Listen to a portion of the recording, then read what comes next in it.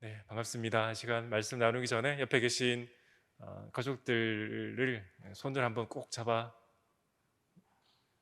네, 잡기 싫다고 이제 네, 고개를 흔드는 가족들도 있습니다. 네, 잡기 싫지 않으면 손을 한 잡아주시고 잘 오셨습니다라고 한번 인사했으면 좋겠습니다. 잘 오셨습니다. 네, 이른 새벽부터 또 이곳에 나오시기 쉽지 않으셨을 텐데 하나님 말씀 듣고 또 예배 후에 또 간절히 우리의 삶의 여러 가지 문제들을 가지고 기도하고 또 하나님께서 일하심을 경험하는 이 아침이 되었으면 좋겠습니다. 오늘 말씀은 우리가 잘 알고 있는 예수님께서 5천 명을 먹이신 사건 이후에 일어났던 예수님께서 4천 명을 먹이신 이적에 대한 내용입니다.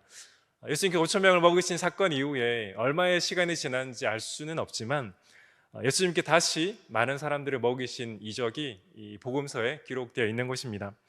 32절 말씀입니다. 예수께서 제자들을 불러 이르시되 내가 무리를 불쌍히 여기노라. 그들이 나와 함께 있은지 이미 사흘임에 먹을 것이 없도다. 길에서 기진할까 하여 굶겨 보내지 못하겠노라.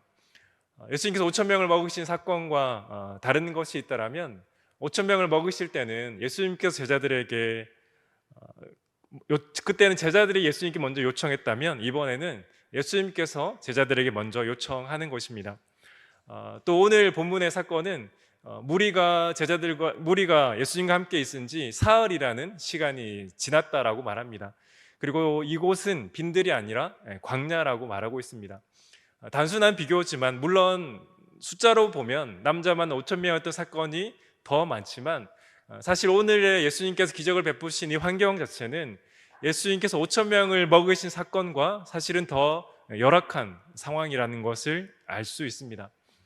그런데 제가 이 말씀을 준비하고 말씀을 읽다가 정말 신기했던 것은 제자들의 대답이 정말 이상하게 여겨진다는 것입니다. 33절 말씀입니다.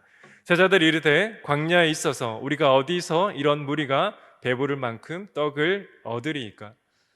왜 이 말씀이 이상한지 아마 감이 오지 않으실지도 모르겠습니다. 그런데 제가 말씀드린 것처럼 이 사건은 예수님께서 5천 명을 먹이신 사건 이후에 일어난 사건입니다. 그런데 제자들의 반응을 보면 과연 예수님께서 그 5천 명을 먹이시기는 했는가라는 그 모습처럼 똑같이 반응하고 있다는 것입니다. 그때 예수님께서 분명히 큰 이적으로 남자만 5천 명을 먹이셨습니다. 보통 전체를 보면 2만 명이 넘는 사람을 먹이신 것입니다. 그런데 똑같은 상황 가운데 지금 남자만 4천 명이라는 이 상황 가운데 제자들은 그때와 전혀 다르지 않게 반응하고 있다는 것입니다. 마치 예수님께서 행하신 이적을 완전히 잊어버렸던 것처럼, 아니 예수님께서 이적 자체를 행하시지 않은 것처럼 예수님이 지금 여기에서도 아무런 이적을 행하지 못할 것처럼 제자들이 반응한다는 것입니다.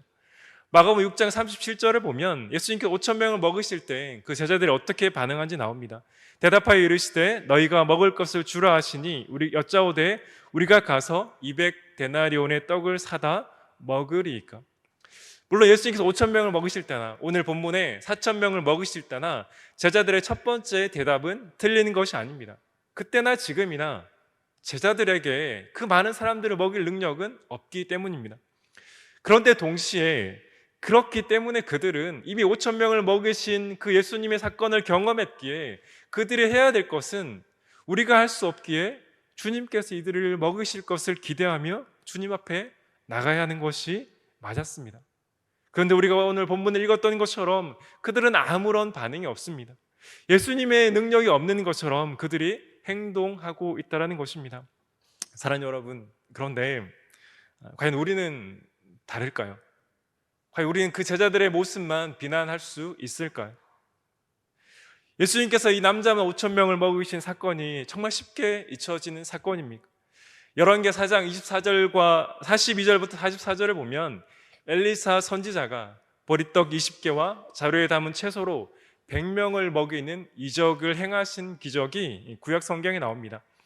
그때 사환의 반응과 엘리사의 대답이 열왕기하 4장 43절을 통해서 볼 수 있습니다. 우리 한 목소리를 한번 읽어보도록 하겠습니다. 시작. 그 사환이 이르되 내가 어찌 이것을 100명에게 주겠나이까 하나 엘리사는 또 이르되 무리에게 주어 먹게 하라. 여호와의 말씀이 그들이 먹고 남으리라 하셨느니라. 보리떡 20개, 자루에 담은 채소로 100명의 사람에게 먹이려고 할 때 그 사원의 반응은 이것이었습니다. 제가 어찌 이것을 가지고 100명을 먹이겠습니까? 당연한 반응이죠. 예수님께서 이 5천 명을 먹이신 사건은 이 사건과 비교할 수 없는 사건이 아닙니까? 물론 두 사건 모두 하나님께서 하신 일입니다. 그럼에도 제자들은 지금 완전히 까맣게 잊고 있는 것입니다. 말씀드린 것처럼 그러나 우리의 삶도 다르지 않습니다. 저 역시 다르다고 말할 수 없습니다. 오늘 본문의 제자들과 같이 예수님께서 마치 5천 명을 먹으셨던 그 사건이 없는 것처럼 반응하며 살아가는 것이 우리의 모습이 아닙니까? 사랑하는 성도 여러분, 저와 여러분의 삶 가운데 베풀어 주신 이적이 얼마나 많이 있습니까? 우리가 비전 새벽기도 이 예배를 마치고 이 교구마다 나와서 우리 주일학교마다 나와서 그 기도 제목을 가지고 간절히 기도하고 응답받은 기도 제목들이 얼마나 많습니까? 우리 어린 자녀이든 우리 어른들이든 이 노년의 성도님들이든 우리 삶 가운데 베풀어 주신 이적은 정말 놀랍고 놀라울 수밖에 없습니다. 그러나 우리가 또 다른 어려움 사건들을 만날 때 마치 하나님이 그때는 일하셨지만 지금은 일하시지 못할 것처럼 생각하며 살아갈 때가 얼마나 많느냐라는 것입니다. 그렇기 때문에 우리 역시 제자들처럼 그 하나님의 놀라운 일을 잊고 살아갈 때가 정말 많다라는 것입니다. 마치 예수님이 우리의 삶에 아무런 이적을 베풀어 주지 않은 것처럼, 그래서 우리의 삶은 이제 주님이 살펴주지 않을 것처럼 생각하며 살아갈 때가 얼마나 많다는 것입니다. 바로 제자들은 그 예수님의 능력을 잊어버렸고 기억하지 못했고, 그래서 그들의 마음이 무뎌진 것입니다. 얼마 전에 제가 교회에서 퇴근하고 집으로 가다가 아파트 단지에 주차되어 있는 차에 한 문구가 눈에 띄어서 보게 되었습니다. 그 문구는 믿으니까라는 문구입니다. 사랑하는 성도 여러분, 이 문구를 보면 어떤 생각이 드십니까? 아무런 생각이 아침에 없으시죠? 네, 저는 그걸 볼 때 믿는 분이구나 이 생각을 했습니다. 제가 이상한가요? 네, 얼굴을 좀 푸시고 너무 그렇게 쳐다보지 마시죠. 네, 저는 그 문구를 보고 믿는 분이구나. 그래서 이 믿음대로 좀 살고 싶어서 이걸 하셨나 보다라고 생각 지나가려고 하다가 그래도 궁금해서 조금 더 가까이 가봤습니다. 사실 이분이 이 문구를 왜 이곳에 놓는지 알 수는 없지만 그 문구는 어떤 믿음에 대한 문구가 아니라 한 보일러 회사의 광고 문구였습니다. 한번 사진을 보여주시죠. 저거 제가 띄워도 되는지 모르겠는데요. 동부 아파트 주차되어 있는 차입니다. 믿으니까라는 이 문구인데요. 린나이 상표로 말해도 되죠. 린나이 보일러에서 2017년인가 그때 광고 문구로 나왔던 문구라도록 이 믿으니까라는 문구를 왜 이 보일러 회사에서 만들었을까요? 우리 회사 제품이 정말 좋다는 것을 믿고 써달라는 것이 아니겠습니까? 정말 자신감이 있다라는 생각이 들었던 동시에 저의 믿음도 사실은 점검하게 되었습니다. 사람이 만든 제품, 사람이 만든 그 제품을 가지고 고객들에게 팔면서 우리의 제품이 이렇게 좋으니까 믿고 써달라고 정말 말하고 있는데, 정말 나는 우리의 주인 대신 그 예수 그리스도를 정말 분명히 믿고 살아가고 순종하고 있는가라는 생각을 할 수밖에 없었습니다. 얼마나 많은 제품들을 우리가 사용하고 있습니까? 좋은 자동차, 좋은 전자기기가 정말 많이 나와 있습니다. 그 기업들이 상품을 팔 때 우리에게 말하는 것은 우리의 제품이 좋으니 믿고 써달라는 것입니다. 그런데 그 제품들을 사용할 때 그 제품 가운데 얼마나 많은 결함과 문제가 있습니까? 자동차는 리콜을 하고 많은 전자제품도 잘못되어서 여러 가지 결함들이 나오는 것을 우리는 종종 뉴스를 통해서 보게 됩니다. 그들이 만든 제품을 믿고 사용해달라고 말하지만 사실 그렇게 말할 정도로 완벽하지 않은 것이 사람이고 사람이 만든 제품의 한계일 수밖에 없습니다. 그러나 우리 주님은 어떻습니까? 우리 주님은 자신을 믿으라고 말할 뿐 아니라 우리가 믿을 만한 신뢰의 대상이십니다. 영원히 변치 않으셔서 우리는 우리 주 예수 그리스도는 항상 신뢰할 수 있는 분이십니다. 또 우리 주 예수 그리스도 신뢰할 뿐 아니라 전능하신 분이십니다. 그렇기에 사람이 만든 제품은 우리를 향해서 믿고 써달라고 말하지만 그 제품은 우리를 실망시킬 수밖에 없지만 우리 주님은 결코 그렇지 않다라는 사실입니다. 사랑 여러분, 그렇다면 우리 주님을 향해 우리가 보여야 될 반응은 무엇입니까? 우리 주님을 향해 우리는 어떻게 반응해야 합니까? 마태복음 9장 27절부터 31절을 보면 두 맹의 눈을 고치신 예수님의 이적이 나옵니다. 우리 마태복음 9장 27절부터 29절의 말씀을 우리 한 목소리로 한번 읽어보도록 하겠습니다. 시작. 예수께서 거기에서 떠나가실새 두 맹인이 따라오며 소리질러 이르시되 다윗의 자손이여 우리를 불쌍히 여기소서 하더니 예수께서 집에 들어가심에 맹인들이 그에게 나아오거늘 예수께서 이르시되 내가 능히 이 일 할 줄을 믿느냐 대답하되 주여 그러하오이다 하니 이에 예수께서 그들의 눈을 만지시며 이르시되 너희 믿음대로 되라 하시니. 아멘. 사랑하는 성도 여러분, 두 맹인이 잘하는 것이 무엇입니까? 그것은 바로 예수님이 누구신가를 알았다는 것입니다. 그들이 어떻게 알게 되었는지 알 수 없고 사실 그럼에도 불구하고 그들의 예수님 아는 지식은 매우 작을 수밖에 없습니다. 그러나 그럼에도 그들이 예수님을 다윗의 자손이라 부른다는 것은 그들이 예수님이 누구신지를 알고 지금 이 앞에 나왔다라는 것입니다. 사실 그들이 얼마나 불쌍한 자입니까? 그들은 예수님이 지나가는 것을 그들의 눈으로 볼 수 없습니다. 그들은 그들의 귀에 예수님이 지나가신다는 것을 소리를 들렸고 그 소리를 듣고 지금 예수님 앞에 나오는 것입니다. 그리고 그들이 말하는 것이 무엇입니까? 다윗의 자손 예수여 우리를 불쌍히 여기소서였습니다. 그것이 그들이 외친 전부였지만 그들이 그 간절한 외침이 그들이 주님 앞에 오게 했고 주님을 통해 그들의 눈이 뜨게 된 것이 아닙니까? 예수님은 오늘 본문 전에 5천 명을 먹이신 이후에 갈릴리 바다 위를 걸으셨고 폭풍우를 잠잠케 하셨습니다. 또한 이방인들이 많이 사는 지역으로 가서 수많은 이적들을 베풀어 주셨습니다. 예수님께서 왜 그런 이적들을 베푸셨습니까? 물론 우리를 긍휼히 여기신 것이 맞습니다. 그러나 동시에 예수님은 그 이적들을 통해 자신이 누구신지를 드러내신 것입니다. 자신이 하나님의 아들이심을, 자신이 메시아임을, 자신이 왜 이 땅에 오셨는가를 그 이적들을 통해 계속해서 보여주신 것입니다. 단순한 이적이 아니라 그 이적을 통해 내가 누구인지를 알라라는 것이었습니다. 그렇다면 우리가 알아야 될 것도 분명한 것이 아닙니까? 바로 우리는 예수 그리스도가 누구신지를 계속해서 알아야 하는 것입니다. 예수님 기자들과 사람들에게 계속 자신이 누구인지를 드러내시는 것처럼 우리도 주님을 바라보고 주님을 생각해야 한다는 것입니다. 아무것도 없었던 그 좌절의 삶을 살았던 그 두 맹인, 그들의 삶 가운데 예수 그리스도가 누구신지를 알았기에 미약한 지식이지만 그 예수 그리스도의 지식을 알았기에 그들의 인생이 바뀌었던 것처럼 우리 역시 다른 어떤 것보다 우리 구주 되신 그 예수 그리스도를 알기에 힘써야 한다는 것입니다. 그렇지 않으면 오늘 본문 가운데 주님이 베푸신 놀라운 이적을 그 주님의 곁에서 보고 있음에도 불구하고 우리 삶에 베푸신 은혜를 잊고 살아갈지 모른다는 것입니다.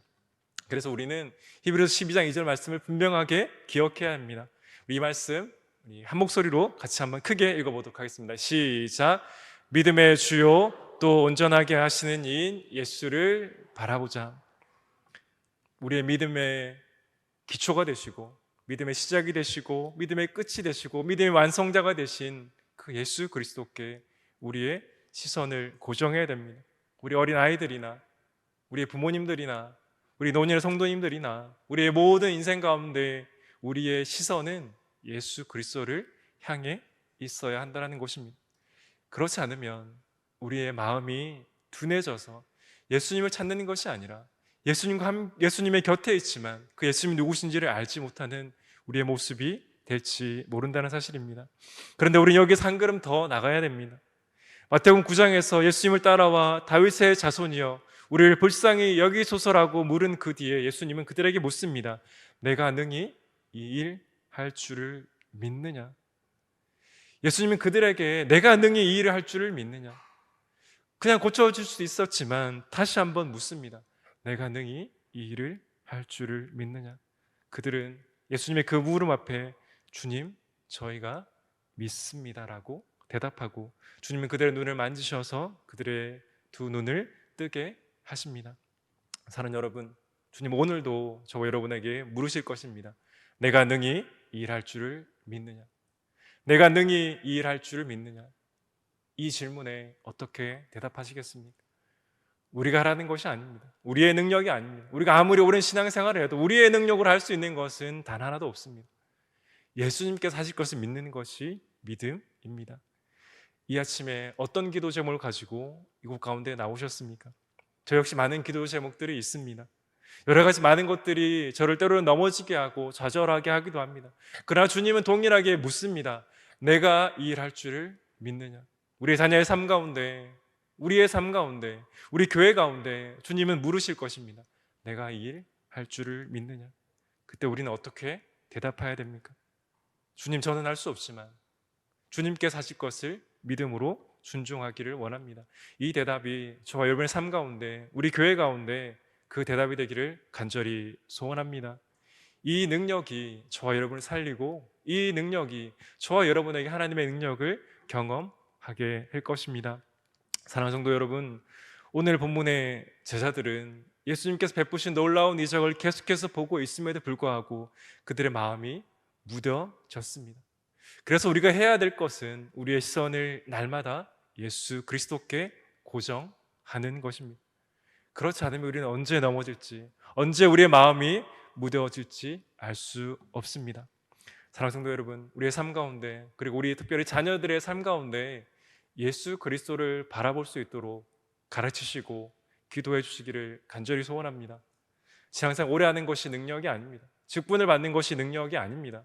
우리의 능력은 우리의 자녀들이, 우리의 모든 성도, 우리 교회가 예수 그리스도를 바라보는 것에 있습니다. 예수 그리스도를 알아가는 것에 있습니다. 그렇게 우리 자녀들에게 말씀을 가르치시고 그렇게 우리 자녀들을 위해서 기도해 주시기를 간절히 소원합니다. 이것이 저와 여러분의 간절한 소망이 되시기를 간절히 원합니다. 오늘 마태복음 9장의 두 맹인과 마태복음 15장의 제자들의 차이는 다른 것이 아닙니다.